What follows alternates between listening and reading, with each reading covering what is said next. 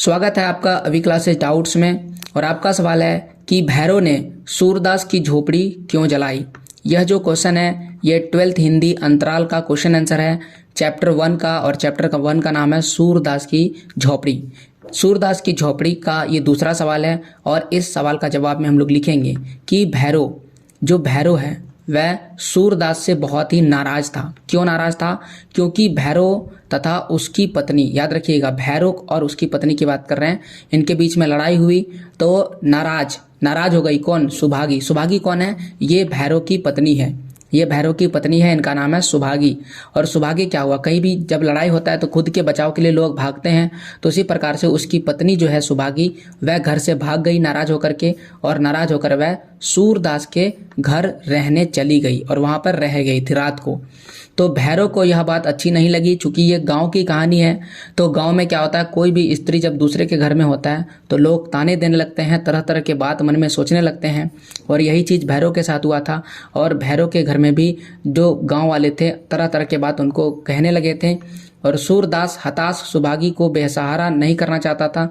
जब वे भाग करके सुभागी कहाँ पर सूरदास के घर आया तो सूरदास हताश हो गया कि अचानक कौन आ गया मेरे घर में।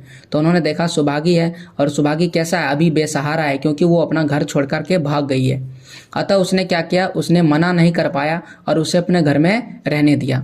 भैरव के लिए यह बात असहनीय थी और भैरव का यह करना अपना अपमान लगा। इसका अर्थ यह हुआ कि सूरदास ने जो भी किया वह भैरव को क्या लगा, बहुत ही खराब लगा। उसको लगा कि यहाँ पर मेरा अपमान हो रहा है। ओके, तो चूंकि इसको अपमान का जो है एहसास हो रहा है, इसलिए वो बदला लेने की ठान लेता है। तो उसी दिन से उसने सूरदास से बदला लेने की ठान ली और वह सूरदास को सबक सिखाना चाहता था।